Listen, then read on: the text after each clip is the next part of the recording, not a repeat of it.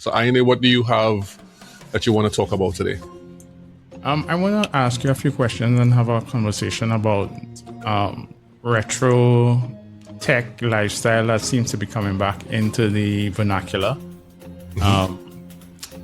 Related to marketing, interesting topic. I'm wondering what you have to talk about today. So today I want to talk a little bit about AI ads, yes or no, and that's because recently, like up to yesterday, there was a discussion, a very lively discussion about AI ads, and I want to show an example and talk a bit about it and see what you think. Okay, let's get into it. As I usually do, I'm chronically online browsing, looking at different things, and I always come across this interesting AI content. Most of the AI content is terrible, but sometimes you find some really great AI content. And because I'm always on the lookout for it, I kind of tune myself into what it is. So I saw an ad on Facebook. It's a local ad for a local company and a local product. Right. And I saw it and I was like, oh, this is interesting. I like it. I can tell it's AI, but I like it. So I kind of dismissed that. And later on, somebody, an agency owner on LinkedIn, shared the ad. And one of their comments was that they wish they had made this ad. So I jumped in the comments and I said something to the effect of, let me see what I said. I said something to the effect of, love this when I saw it, which is true because I saw it earlier on. I know it's AI and I describe why it's AI. So let me share that ad with you all now so you all can see it. So it's this ad right here. Oh yeah, I saw that. You saw that ad for Blue Wash? for Blue Wash. So the ad, it depicts, for those who probably only hear in the audio, the ad, it depicts something called stick fighting. And in stick fighting, two men, usually is guys, I don't think they're lady stick fighters. Two men are battling each other for to win a match of stick fighting, literally fighting with sticks. And the things they hold, the sticks they hold, are called boa. And so what this is depicting is that it's normally a very aggressive sport where you have to swing your stick and your goal is to basically bust the man head. That's your goal, right? And win, right? Which basically means blood. Draw blood. Yeah. That will ensure a win, draw blood. But in this ad, the opposite is happening. It's a subversion. Basically, two of the guys who are supposed to be fighting are now in somewhat of very close quarters, and one guy is holding on the other guy's shirt and has his face buried in it, as if the shirt was smelling really nice. And as you can imagine, this is an ad for it's laundry detergent, for laundry detergent. And basically say how you end a fight is by using this laundry detergent. Right. Yeah. And so the implication is that it smells so good that you wouldn't want to fight anymore. That's the implication of the ad. But it's clearly AI. Right. I can tell it's AI. Is it all AI though? I know the background is AI. I know some of it. Let me tell you what kind of threw me off with this. The fact that the guy has two sticks. Well, yes. I'm not sure if he took the stick from the other guy. That's why he's holding two. But that strikes me as something AI will do. Right. And you see the fact, fully understanding the sport and the prompt not being 1,000% clear, but clear enough that it gave us something that we connect with. I think the reason it works is not so much because the AI was good. It works because the emotion is real. Yeah. So you made two very, very, very good points there. Two extremely good points, which I think I agree with. The first point you made is that you can tell that it's AI because of the fact that one of the combatants has both sticks. Now, it could be that the first combatant handed the other guy the stick in order to smell his shirt. But the fact that you have to ask that question makes it harder to believe. The fact that you have to rationalize why this is happening. It should be in one picture, because an ad it's a still ad, it's not a video. Everything should make sense. And the fact that you have to ask that question makes it harder to believe and makes you suspect that it's AI. And because we know in the past that AI often misplaces objects, particularly in the hands of people, and so you get suspicious immediately because of the context. And we know what the real thing looks like, and that is a red flag in your brain, especially as somebody who's from Trinidad and Tobago. That's a red flag in your brain as to whether this is real or not. That's the first thing. Mm-hmm. And the second point you made was that the emotion is real. I think the expressions on this are really excellent. They're really, really very excellent. When you look at the ad, you can see that particularly the guy who's smelling the shirt, it looks very, very convincing. It's extremely convincing. And the other guy's looking down at him and he's also smiling. So they really, really got the emotions right in this. And I think that is the main thing that makes it work, because you really can't see anything else. It's just two people and they're having a moment over this good smelling clothes because of this particular product. Any other thoughts, Ayinde? Yeah, I'm just being the devil's advocate here. The guy who is actually holding the two sticks or the two balls, would he be smiling or would he be surprised? And I'm just wondering if AI rendered it so perfectly in the first instance, it was too much of a bother to get a different version that says the guy holding the stick has to look surprised. I'm just wondering, just being the devil's if I was wondering if I, as a photographer, if I was shooting this, if I would have gotten a version with him surprised. Maybe I would have avoided that because it would have been too hard with AI and easier to do it live. Right. I hear you on that. And maybe as photographers, we would do several versions of it. Some with him smiling, some with him being surprised. And right. What do you think that they prompted several different ones and then ended up with this one? From my experience, that would usually be the case. Although in looking at it, it also makes the case for composite images. So where some parts are done with AI, some parts are shot and is composited together in a way that you can't really tell what is what. I think that's where we have to kind of head towards, where images are, where the AI behind the image is less out front. And that people don't even know or even care if it's AI or if it's shot live, but it's put together in such a way that it tells the story, it triggers the emotion, it communicates the issues. And then those are the things that will, and have always been the things that work. The tools have always had their shining moment. Like you get a new tool, everybody does it the way everybody did drone photography for videography for a very long time. And then now it has to be part of the story. Otherwise, people kind of go, what is that extravagant for? Yeah. I remember that distinctly when drones became commercially available. Like, before it was consumer, when people were able to afford drones. So I remember back in the days, just as some history, I would have paid roughly 28,000 TT dollars at the time, which was a lot of money, to hire a helicopter to do photography and video, which flew to Tobago and back, right? And then a few years later, then drones became a thing. Mm-hmm. And now you could pick up a drone for $199 US or whatever, less than 2,000 TT. And you could go learn to fly for yourself and get superior images. Yeah. But I'm saying that to say that at that time when drones became widely available, every single video had to start with a drone shot. Every single video was like, some videos were just mainly drone shots. And then they would have some other things, and it became a crutch that people would rely on creatively. And then obviously, at some point, people got droned out.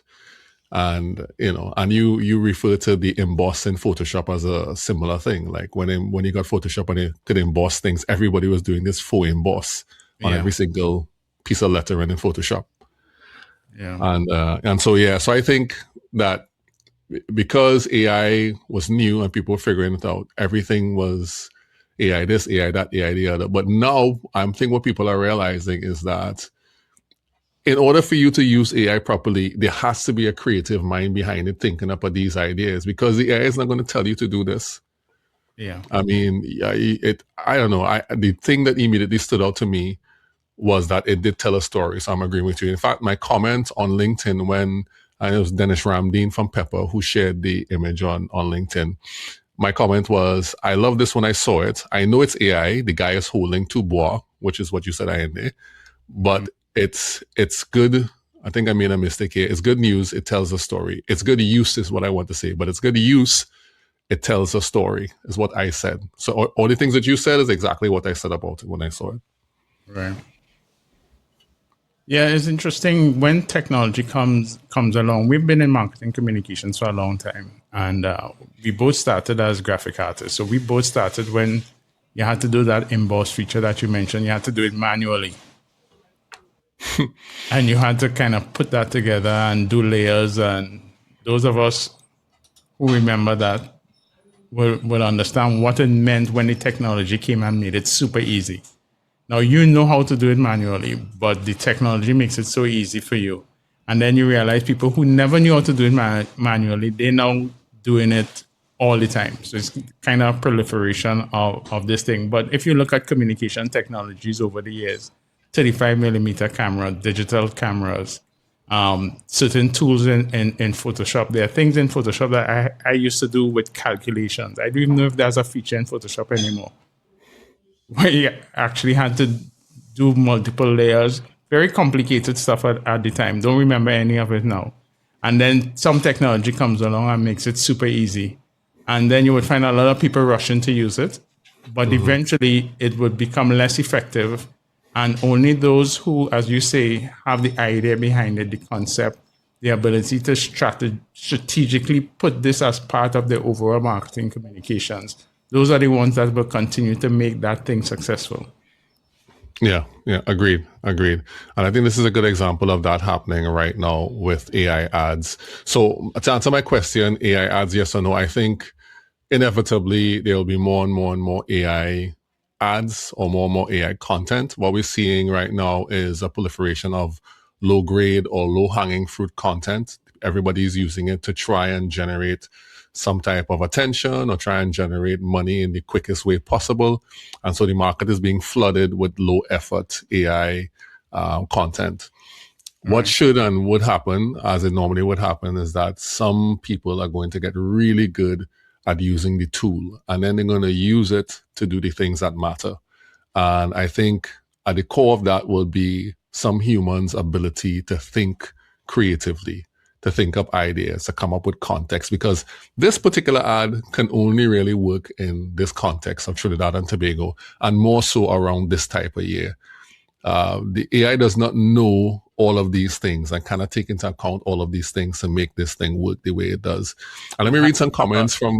It had to have someone behind the scenes. Well, not behind the scenes, but someone strategizing, telling the AI, do this, because they already had this idea that they're shooting on. Absolutely. 100%. Let me read some comments from the ad on Facebook. People really love the ad on Facebook. Let me read some comments. Somebody says, LOL. I love this. And they ask about who's the marketing agency in charge of the campaign. Somebody else said, yes, it was good, but it'll break the stick fight, man. What are they doing? All right. Somebody says, blue wash and bois, what's not to love? Wow, 10 across the board. Somebody says, this is hilarious. Somebody else said, this is a proper ad. The ad was actually done by an agency called Flambeau Media, I think they called Flambeau Media. So I have to give them the credit for that. Is really nicely done. Well done. So yeah, so that's me on... Oh, I didn't have to do that. I could have just done this. That's me on my topic about AI ads. So to summarize, use AI, just use it well. It comes from the creative thought should come from your brain. And obviously, again, they would have prompted this and done work on it to make it look the way it does. So that's good on them.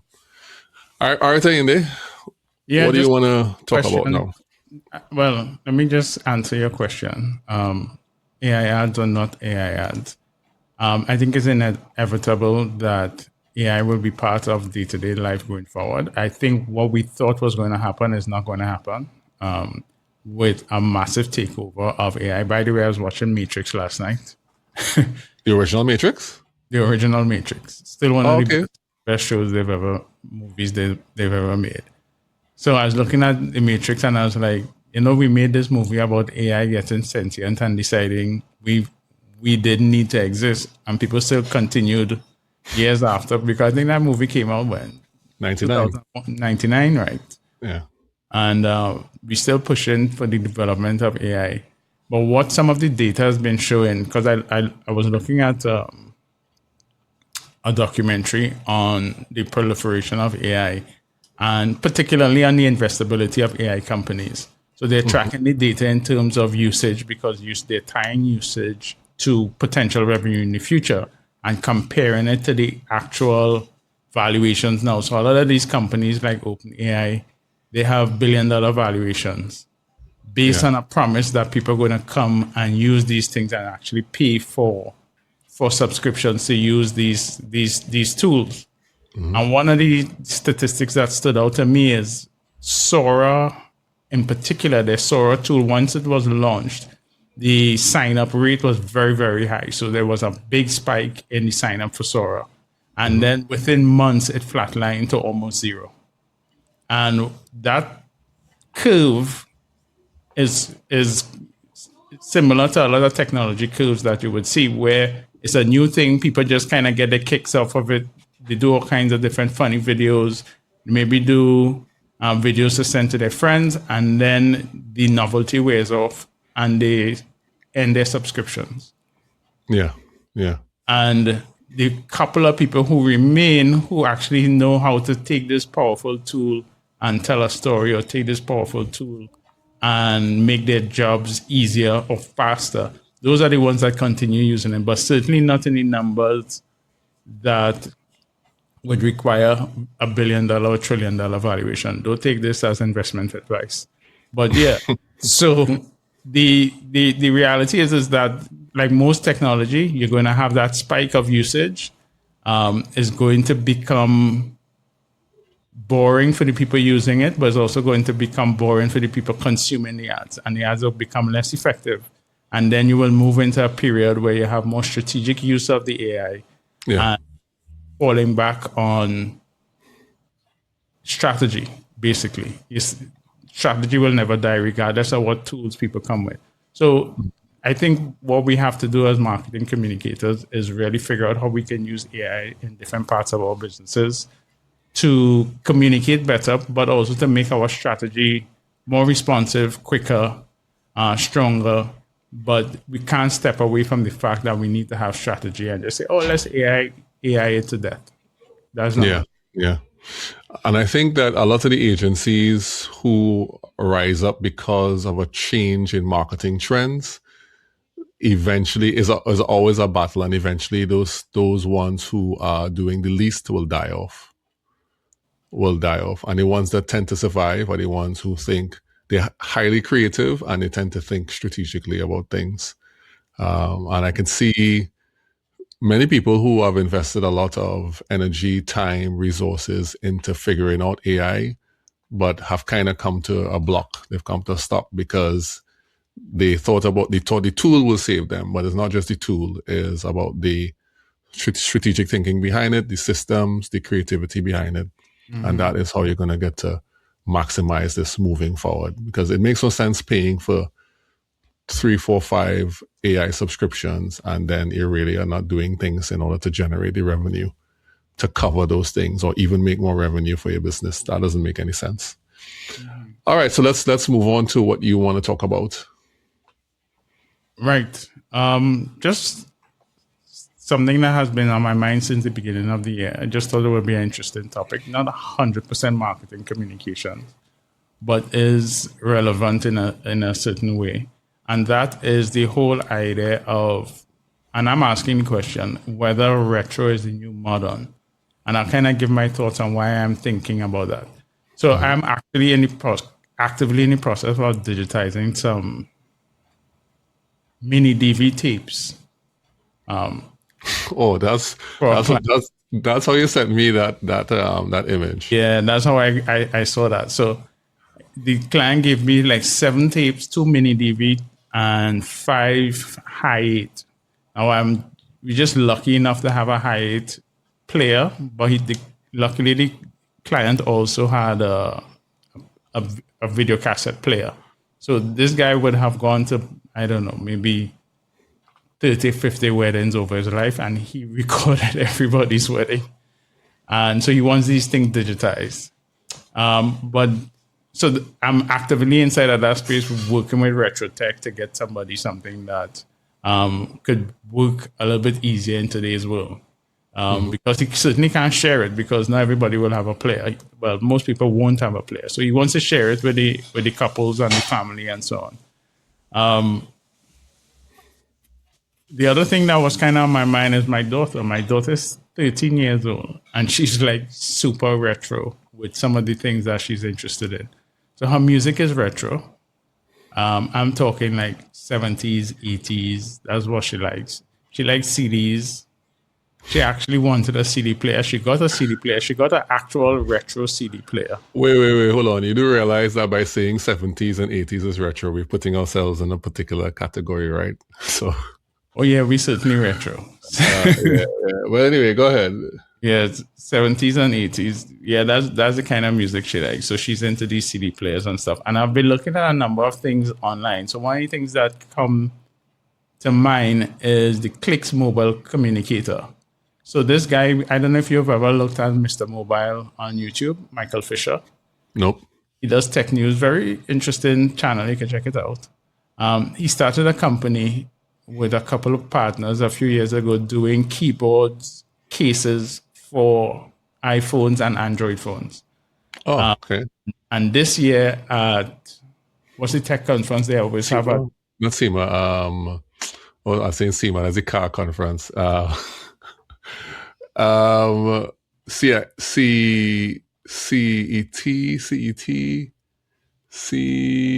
to look it up? I'm going to. See something. Consumer electronics. CES. Yeah, so at CES, right, they launched a new device, you could say it's a new category of device, which basically is a BlackBerry. And it's very interesting that people went back to that era with BlackBerries. And I've seen a number of things coming on stream. Dumb phones are becoming very popular. What we call dumb phones, but feature phones. Nokia used to call them feature phones, meaning they're not smartphones. They just have limited features.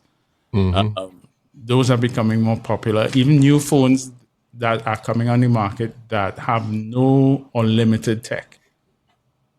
Yeah, phones that don't really run Android. And we're going into this world where retro is becoming very interesting from a design perspective, but also from a practical perspective. Like, it seems as though people are hungering for something more tactile.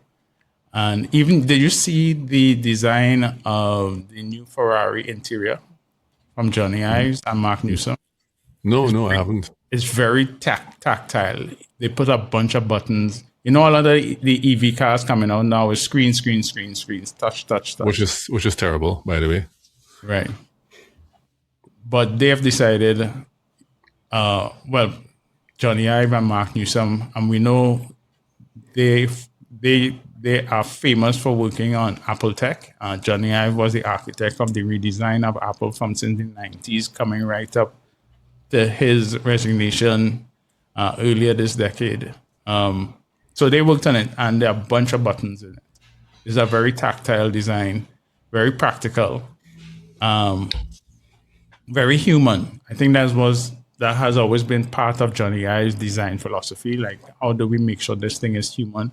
They held on to the small iPhones for so long because they felt that people's hands were a certain size and their thumbs needed to touch the top and the bottom of the phone in order to. So he's always been very human in his designs. And so the question to you is retro the new modern? I don't know if retro is the new modern, but I could say that, I'm trying to remember the quote. I was listening to a podcast yesterday. Basically, the quote is that things history doesn't repeat itself. It not revises, it revisits, it does something else. So you'd find that because we're flooded with so many things that eventually end up feeling the same, people eventually want something different. So I remember when digital music became a big thing. So we went from cassettes, so eight-track records, cassettes, and then we had CDs after that, and then CDs for physical thing. Then we went to downloads, MP3s, and now everything is streaming. Now you don't own anything, right? But the problem with that is that in order for you to access the thing that you like, you have to now go and sign up for the service and hope that it works. You need to have internet, you need to have this infrastructure, you need to be logged in, as opposed to snatching a CD off your shelf and putting it in a player that you bought 5 years ago and a CD that you bought 6 years ago and having it play. Right. And I remember when there was a certain time when vinyl came back and people began to collect these original records, and they still do it to this day. And now they are making new vinyl machines and they're making new record players. And so people they'll say that the sound is warm, and they start to describe it in a way that is not bad, but is good, like the imperfections are making it good. And I remember that feeling because my father was a DJ and he used to have records and he used to put it on, and I scratched lots of his records, I'm sure, but I know how to place the needle and know the feeling of it and all those different things. But anyway, I'm saying all that to say that I don't think the question is if new is becoming. What's the question again? This remind me. If retro is the new modern. All right, if retro is the new modern, I don't think that's the case. I think we are in a cycle of people being flooded with a lot of things that are the same. And so in order to get something different, what people are doing is going back to things that may be familiar, and some of the things may be new to some people. And that is what's happening, in my opinion, at least what I'm observing. Yeah, it's interesting. So one of the thoughts I had, why are people gravitating back to some of these things? So you talked about vinyl, and vinyl is actually one of the most profitable forms of media, not revenue-wise, profit-wise. Because people are back into buying vinyl. Vinyl are coming in colors now. You have special orders. One of the biggest factories in the world in Czechoslovakia just ramped up production. You have a few small presses in the US starting back up. And I'm asking myself, why do people want these things? And why do people want cassettes? Yesterday, I saw someone who offers a very interesting service. I think he might be hit with a cease and desist soon. But basically, you can take the link from a Spotify playlist, send it to him, and he would do a mixtape. A mixtape, as in like an actual physical tape? An actual physical tape. Yes. What was the brand? TDK? Like TDK, yeah. Yeah, so he would do that. He would print liner notes with lyrics that he got from Spotify, and he will mail this to you for a price. And I'm saying, so cool. And even as part of that, he says, even if you give it as a gift and the person doesn't have a cassette player, they can scan the QR code and go back to the Spotify playlist and listen to the music. But people want these things, and one of the thoughts I'm having is it's hard to have a relationship with a stream. And a lot of times, media and tech is consumed in a way where you handle it, you hold it as part of your life. You tell the people. So I've been to people's houses where their CD collections numbered in the thousands. And people have, and they can pick out, okay, this album, and they pull out an album and they can play the song, and they have this kind of tactile, emotional attachment to the thing that they own, which you can't have with streams. The minute you stop paying $9.99 or $9.95 for the month, that's it, all access to music gone.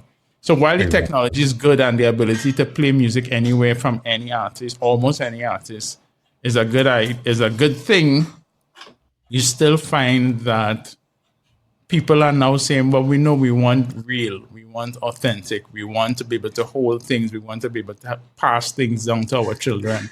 We want to be able to not depend on the algorithm for our enjoyment. We could think for ourselves.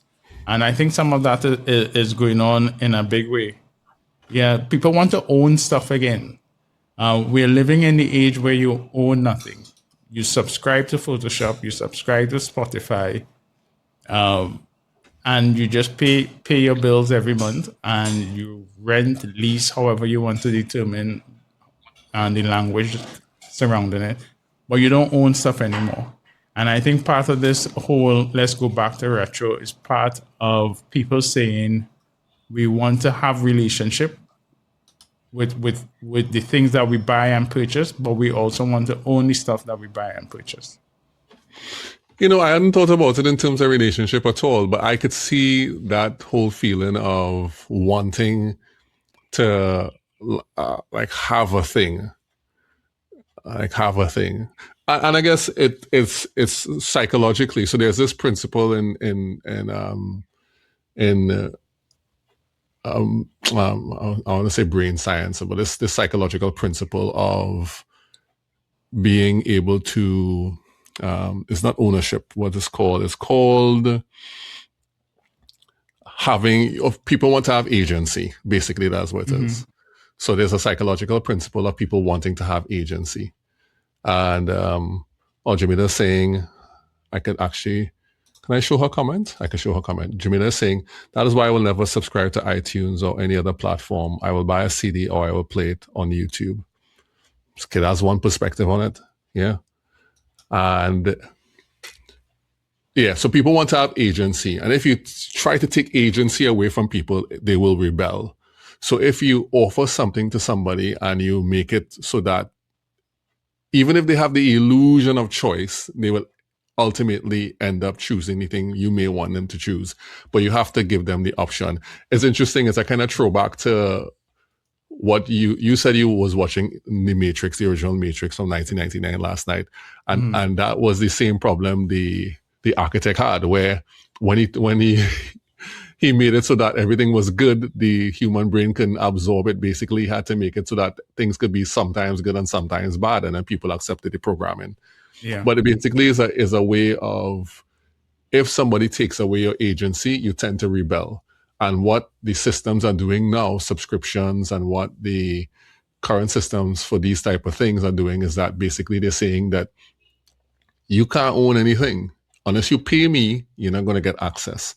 And so something that was previously yours to own is not yours. So you don't have it. You can't use it when you want. You can't wake up in the middle of the night and just decide I want to put my records on or my CD on and play it. You have to go on now. If you canceled it last month, you have to go and subscribe now to get it. And I just think that is part of the human mind that is rebelling against some of these things. So yeah.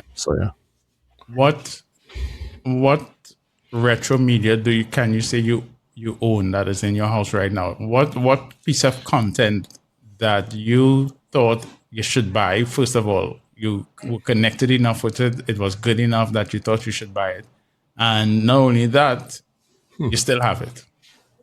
What piece of content in particular? Like a movie, a record. I have. It's so funny enough you should mention that. I have a video I was looking at. I was going through some of my old videos the other day, and I have a video of my kids. Hey Fadil, how are you doing? Just acknowledging that I see you. I'm good. So I have a video of me in the car. This is when the kids were still in car seats and they were in the back seat, right? And the video is me. I was trying to look for it just now. It's basically is a Lionel Richie CD. Right. And I think it's back to back, I think is the name of that CD. And I think they're playing Penny Lover. For those who know, if you know about Penny Lover, Lionel Richie, right? And the CD is playing in the car. So I pan from the CD on the seat and I pan to the back seat, and both of the kids are sound asleep in the back seat to the songs of Lionel Richie. And so I have this Lionel Richie CD that I've had for a long time. And I'm just thinking, oh, good, I should go and put this on in the car. So that's one thing that I have. And I have a few CDs as well that I would have purchased. And I just happen to have it. And so that's one of the set. And I can't remember when I got that, but it's been a number of years. Right. What would that be close to your most recent Tactile purchase? Recent that is retro? Yeah. I don't know. I can't say my most recent Tactile purchase would be. What did I purchase recently? Do headphones count? I don't know. I can't say. What about you? What do you have? I don't think I have any. I think just like you and just like most people, nothing recently. I do have the full box set of Mad Men that used to show on AMC. Right. If you know, you know, one of the best advertising shows they've ever created. So I have the box set of Mad Men. I probably have a couple other DVDs and maybe 2 Blu-ray movies. I think I have Troy. There's certain movies you have to have. Right. Right. I have Troy. I have Brown Sugar with Lorenz Tate and Nia Long. Yeah, we know this. We know those days. Yes. So those are some of the ones I have. Like, and music-wise, I have some music from back when BMG was a stuff. I have Stillmatic, Illmatic. Illmatic is still the best hip-hop album ever. I know it's going to cause some controversy, but... Yeah, exactly. So why would I still have those things? I think like Mad Men was one of the best things they've ever done with advertising, serialized advertising in TV. The only series I think is better than Mad Men is Walter White, Breaking Bad. Oh, Breaking Bad. Okay, in terms of Perfect 5-season run. It needs nothing. You can't take away from it. But when shows like that hit you emotionally, it's easy to want to go back to that feeling, and having to wait until it gets to your streaming platform might be different. Yeah. But if you have the DVDs, you slot in the DVD and you take a look at it. At one point in time, I thought that is what Netflix would have become, like an archive of all the things that have ever been made. But of course, everybody wanted their piece, so they started holding back media from Netflix, and it didn't work out. In the ideal world, that's how it would be. Everybody would be good at what they do. Netflix would be the streaming company, and they would have everything, all the legacy media that you want. But of course, we don't live in a perfect world. Yeah, and again, it's all about the money. Anytime something happens funny, just follow the money, and it will tell you why things are going that way. That's good stuff. That's excellent stuff. All right, so what did we learn today? You're asking me the question? Asking the question because I want to drink some water. While you answer, I want to drink some water. That's why. Yeah, I think one of the things we would have learned is that relationships matter. And relationships sometimes go beyond your brand and go into how people experience your brand. And that would mean physical, tactile, touch, things that they could remember, things that will touch them emotionally. So that's from the media that you deliver your stuff on, but also how you deliver that thing. So if you're authentic in using your AI to create ads, then it's going to touch people. People are going to have a relationship with that. That's going to be a positive touch point. But if you're sloppy with it and you're just using AI to do gratuitous graphics, people are also going to feel that, and that's going to hurt their relationship. That's one of the things I think we learned. So people are very much still emotional, relationship-based human beings, despite the amount of technology and AI and chat and so on that we have. What else do you think we've learned today? Yeah, and I think we learn also that the tools are used to create something, but the actual creative comes from the person. So the tools can work when a good person is behind them using them. It's the same like any other tool. So the tool requires a skilled practitioner or skilled person behind it. And so when it comes to AI content, whether that be ads, whether that be creative, whether that be videos or copy, there has to be somebody behind it that is driving what it should become. And if you have that, then you're going to have the AI making it becomes less of an issue, because then now AI is being used as a tool to make something that is in somebody's head. So I often tell my kids, people often don't become good artists, and this is fine artists, is because they cannot translate what's in their head into a medium that people could see and touch. So the problem is not so much seeing it in your head. The first issue, if you're creative, is seeing it in your head. You can see this thing in your head. But the problem is translating that into something that you can touch. So the gap is between your head and your hands. That's the gap. And the more you practice, is the more you're able to take the thing that is in your head and translate it to your hands so that both of those things match up. And how it matches up is by practice, is by finding a creative way to express that.